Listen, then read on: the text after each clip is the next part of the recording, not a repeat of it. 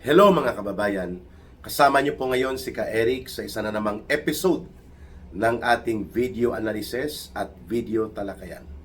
Sa puntong ito po ay magbibigay tayo ng pagpapaliwanag upang magkaroon ng tamang pagtingin hinggil po dito sa pagkakaugnay ng revelations ni dating Undersecretary Adrian Bersamin at sa nauna ng mga salaysay na nagbubunyag ng sindikato nila Marcos at Romualdez na nagmula sa pagpapahayag na ginawa ni Ginoong Saldico. At ganoon din po ng iba pang nagtestimonya ng koneksyon ni Marcos at Romualdez sa naturang mga malakihang bilyon-bilyon na pagnanakaw at pangungurakot sa pondo ng bayan gamit po ang sindikato ng mga flood control projects among other infrastructure projects. So, bakit po nagkakaroon ngayon ng panic mode? No, nagkakaroon ng matinding reaksyon bagamat hindi nila ipinapakita sa publiko ang Malacanang dahil sa pagkakalantad na mayroong ibinigay na mga files si Undersecretary Bersamin kay Congressman Leandro Leveste. Dahil ito po ang magdudugtong at magtutugma sa mga naunang pagbubunyag na ginawa nila Ginoong Saldico, nila Sergeant Gutesa, nila ng mag-asawang Diskaya, at ng mga tauhan din po ni dating DPWH Secretary Bunuan na sila Yusek Bernardo, sila Engineer Alcantara at Engineer Bryce Hernandez. No?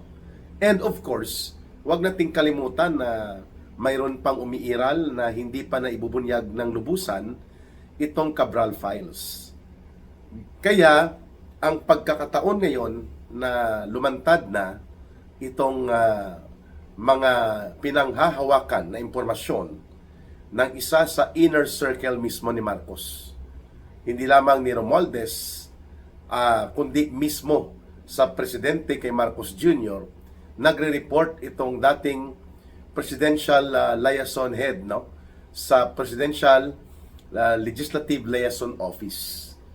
Yan po ang opisina na hawak dati ni Yusek Adrian Bersamin, at tinatawag na siya na si small boy, dahil maliit lang na pagkatao pero marami siyang pinanghahawakan na mga misyon at mga tungkulin kay Marcos.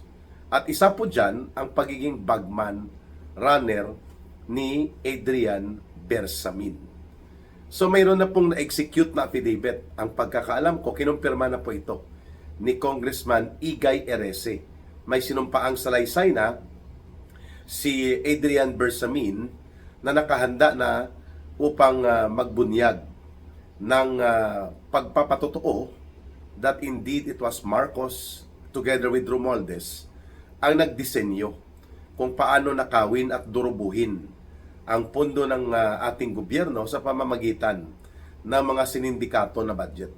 Budget 2023, 2024, and 2025. Lahat ng mga sindikato na budget na ito ay nanggaling po ang utos kay Marcos at kay Romualdez ang disenyo upang ipatupad. At ang isa sa mga nagbulgar nito na hindi na mapipigilan pa ang pagsambulat ng katotohanan ay dating kasama sa sindikato nila Marcos, si Ginoong Saldico. And so therefore, mga kababayan, napapanahon, very timely and nakaswak sa takdang panahon na nangangailangan ng pag-sustain ng pagbubunyag sa responsibilidad at kriminal na pananagutan nila Marcos at Romualdez. Dumating naman po ang pagkakataon na may isang Adrian Bersamin na nanggaling mismo sa inner circle, bagman, runner, at mga tagapag-facilitate ng mga ninanakaw na mga deliveries ng pera na nanggaling sa kinurakutan ng sindikato nila Marcos at Romualdez. At ang share ni Marcos, ayon dito sa salaysay na ngayon ay lumalabas na, nagre-report si Yusek Adrian Bersamin kay Marcos Jr. upang i-deliver hindi lamang ang 1 million, 2 million, kundi billions of pesos na nanggagaling kina Saldico. At tumutugma ito doon sa binanggit ni Sergeant Gutesa at nila Saldico na bilyon-bilyon na pera ang na-deliver kina Marcos at kina Romualdez. In fact, sa unang record pa lang ng message exchanges ni Adrian Bersamin at ni Ginoong Marcos Jr., umaabot na po sa mahigit 10 billion pesos, 10 billion pesos ang pinag-uusapan. Yan po ay isang delivery pa lang, no? Pero umabot ito sa hanggang July ang conversation na nakuha. So from March 2024 to or March 2025 to July of 2025 alone ay hindi bababa sa mga 25 billion pesos ang transaksyon na pumasok bilang kutong at partida ni Marcos sa mga pinagnakawan at pinagkakurakutan nila. Yan din po ang binabanggit ni Saldico. At mismo si Yusek Bernardo and even sa Cabral Files, doon makikita ang pagtutugma ng mga datos at impormasyon na ang mga proyektong ginawang ghost o kaya ay house show, meaning to say substandard, ay tumutugma sa total ng mga kinurakot na mga pundo sa proyektong itinakda na nakalista sa kay Yusek Cabral, mga kababayan. At ito ngayon ay kinukumpirma mismo ni Yusek Adrian Bersamin na nakarating nga ang naturang mga deliveries ng partida sa pangungurakot ni Marcos. Kagaya din po ng pag-deliver sa McKinley Street, sa Nara, sa Forbes, sa Aguado Street, kung saan si Martin Romualdez po ang itinuturo na sumasalo at kasama po si kung hindi si Yusek Jojo Cades lamang ay nandun din po si Yusek Adrian Bersamin para magpasiguro na ang mga delivery ng partida sa kinotong nila Marcos ay makukuha nila ang partida, hindi lamang sa partida ni Romualdez. Mabigat at napakahalaga po at napapanahon ang revelations na ito ni Yusek Adrian Bersamin para magpapatunay na hindi gumagawa ng kwento si Ginoong Saldico at hindi po nagsisinungaling si Sergeant Gutesa at ang mag-asawang Diskaya at ang iba pang mga taga DPWH ng kanilang sinabi na talagang nagdi-deliver ng limpak-limpak na mga bilyon-bilyon na pera dito kina Romualdez at kasama na ang partida dyan ni Marcos. Kaya ngayon po ay pinapangambahan na kung hindi pa lubusang maibubunyag nila Congressman Leandro Libeste at nila Yusek Adrian Bersamin ang nilalaman ng mga USB or flash drive na pinaglalagyan ng naka-save na mga cellphone messages sa pagitan ni Yusek Bersamin at ni Bongbong Marcos Jr.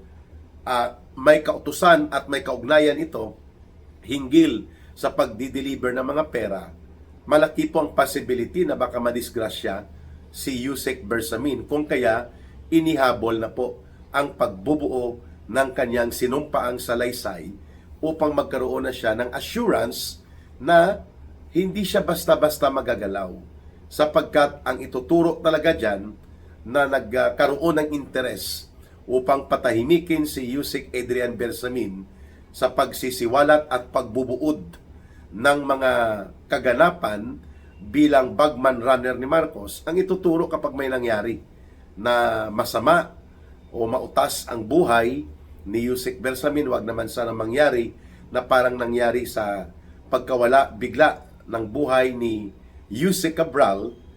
Wala pong ibang pagtutuunan ng paniningil at panawagan ng pananagutan sa hustisya sakaling madisgrasya si Yusek Bersamin kundi si Marcos at si Romualdez mismo, mga kababayan. Kaya naman po, sabi ko nga sa isa kong live or sa isa kong video analysis God will always have its own way to produce and deliver miracles. Sino mag-aakala na ang apo ni Executive Secretary Lucas Bersamin na sa inner circle na pinagkatiwalaan at ginamit nila Marcos noon sa sindikato The Way, pinagkatiwalaan at ginamit nila si Saldico, ay magbubunga ngayon ng isang pangyayari na magtutugma at magdudugtong sa mga naunang salaysay na ginawa ni Ginoong Saldico.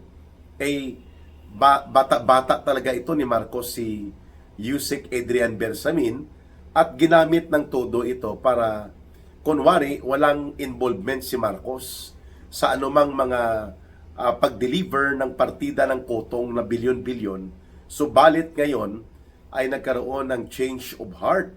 Nagbago po ang damdamin at isipan ni Yusek Adrian Bersamin, kung kaya ito ngayon ay nagsasagawa ng mga pagbubunyag.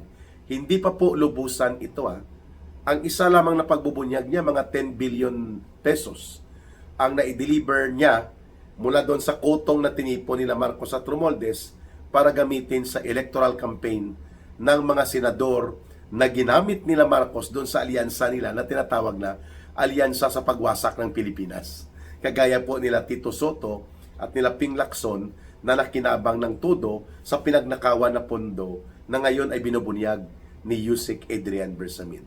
Pangalawa, ang testimonya ni Saldico ay i-reduce na rin sa sinumpaang salaysay or executive affidavit nang sa ganun po ay magkaroon ng corroborative value. Pag sinabi pong corroborative value, magdudugtong at magtutugma ang mga salaysay at mga pahayag upang mapalakas pa po ang pagkakaroon ng katotohanan that all of the criminal trails pertaining to the large-scale and massive plunder and corruption na naganap dito sa administrasyon ni Marcos Jr. at ni Romualdez, walang ibang pasimuno na nagpalarga ng malawakang sindikato sa pangungulimbat at pangungurakot mismo sila Marcos at Romualdez. And one proof of that ay makikita ito sa series of message and conversation exchanges na naganap sa pagitan po ni Yusek Bersamin at ni Bongbong Marcos Jr. Ang isa po dyan, binanggit nga ni Congressman Igay Erese na nang mag-deliver sila Saldico at sila Sergeant Gutesa para kay Marcos sa Forbes Park, ang isa sa sumalo ng partida sa pangungulimbat ng sindikato nila ni Marcos at Romualdez para kay Marcos, ang sumalo di umano ay walang iba kundi si Yusek Adrian Bersamin. Wow! Kaya naman supalpal itong gimmick ni Ping Lacson na hugasan ng Clorox ng kasinungalingan at mga diskarte sa political maneuver niya sa kanyang Senate Blue Ribbon Committee. Hinugasan niya ng Clorox ng gimmick sa politika si Marcos Jr. nang sinabi niya prematurely na sa kanyang draft report ng kanyang di umano ay Senate Blue Ribbon Committee report, wala daw koneksyon na mag-establish ng ugnayan ni Marcos at pagkakasangkot sa trillions of pesos ng mga pangungulimbat sa mga flood control projects among other infrastructure projects na pinagkakitaan at dinurobo sa administrasyon na ito. Pero ito ngayon, sampal sa mukha ito ni Tito Soto at ni Ping Lacson, itong pagpapakita ngayon ng napakabigat na pagbubunyag coming from Yusek Adrian Bersamin, inner circle ng sindikato ni Marcos sa pangungulimbat at pangungurakot, and now he is revealing and spilling out the beans. Ang ibig sabihin po, inilalantad niya ang detalye ng mga bagay na kanyang ginawa upang patutuhanan ang naunang naibunyag that indeed it was Marcos and Romualdez bilang mga masterminds na nagpasimuno ng sistematiko, organisado at pinakamalubha na pagnanakaw sa kaban ng bayan. The greatest robbery of a government by the government itself, presided by Mr. Marcos himself, and conspired by his own cousin Romualdez. Kaya nila kinontrol ang Kongreso upang ang pagnanakaw ay sa budget process pa lang mailahad na ang katad-katad ng nanakawin sa pamamagitan ng insertions, sa pamamagitan ng unprogrammed appropriations, sa pamamagitan ng mga allocables. Na lahat ng ito, sa paningin ni Ping Lacson, sa kanyang baluktot na lohika, hindi sangkot si Marcos Jr. Sino bang nagpipirma ng sinindikato at ginawang istapa na budget?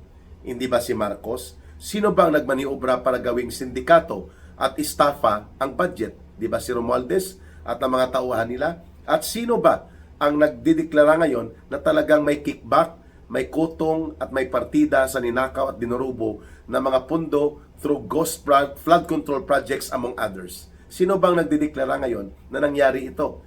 Di po ba ang ang mahawak ng brown leather envelope na nagkakaroon ng mga listahan ng insertions at mga kukolektahan ng kukutungan ng mga proyekto ni Marcos? Di po ba ang nagbunyag nito ay inner circle niya rin mismo, maliban kay Saldico na inner circle nila ni Romualdez? Itong si Yusek Adrian Bersamin ay papasok sa kategorya ng inner circle ng sindikato ni Marcos.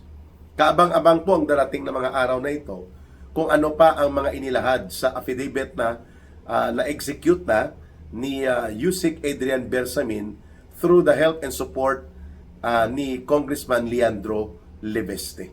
Itong dalawang ito nanganganib na ngayon ang buhay nila sapagkat alam natin po na sindikato ang nagpa-maniobra upang lumabas na nag-suicide o nahulog accidentally di umano si Yusek Cabral na may hawak ng napakaraming files ng mga proyektong pinunduan ng insertions, pinalusutan ng allocables at ng mga unprogrammed appropriations, including ang mga bultuhan ng mga flood control projects nationwide na pinagkakitaan nila Marcos at Romualdez at ng mga iba pang miyembro ng kanilang sindikato.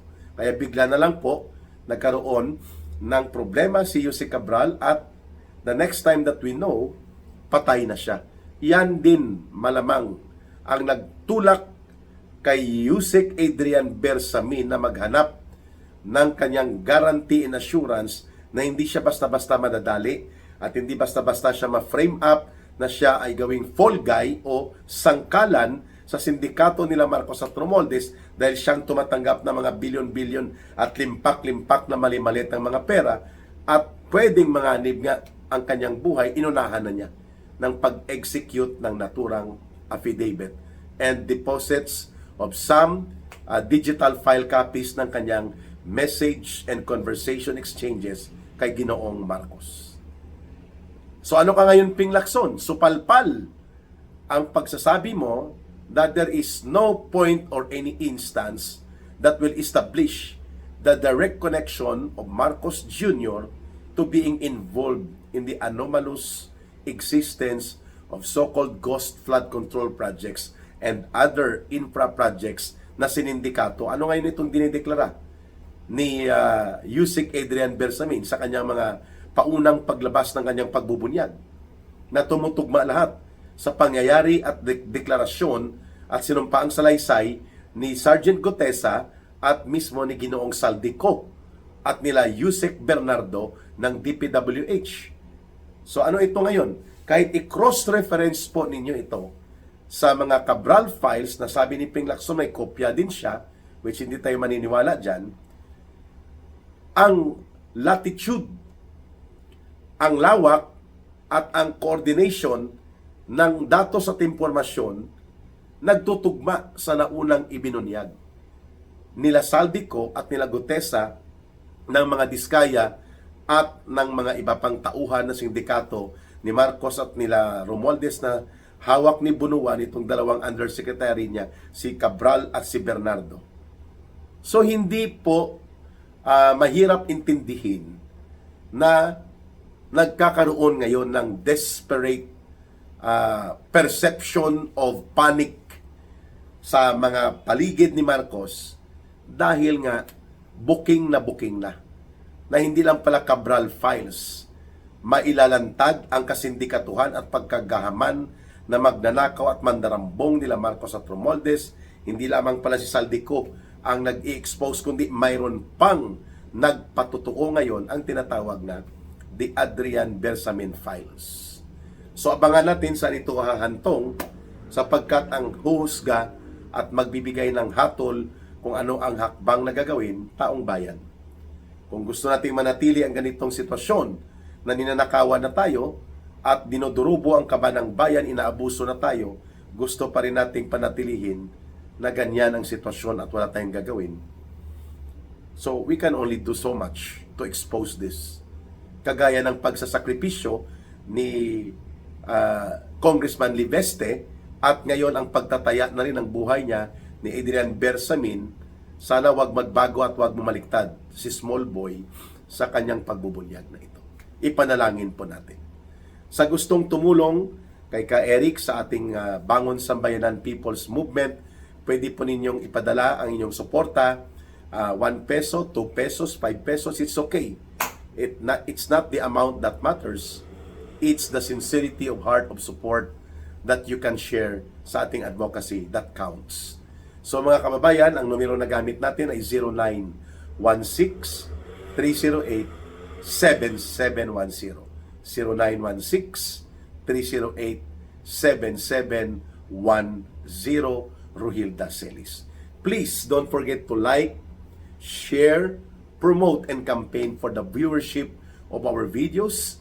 At nang sa ganun, lumakas din pong ating channel at ipagpapatuloy din po ninyo ang pag-campaign ng subscribers at paglago ng ating followers, both sa Ka Eric Celis Facebook or YouTube account at sa ating Ka Eric Jeff Celis Facebook account.